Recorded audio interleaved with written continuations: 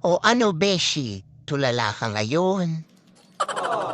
Ayan kasi, sinabihan na kita kahapon pa na hindi porket kakasahod pa lang natin, panay ang deserve mo to, deserve ko to. O ngayon, tulala ka. Deserve mo yan. Natutulala ka ngayon. Kala mo sa isang titig mo sa mga pader-pader dyan, babalik yung pera mo. Hindi. Hirap kasi sa'yo.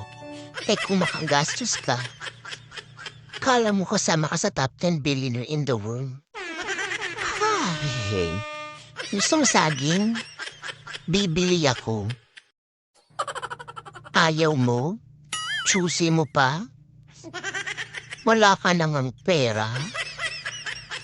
Che!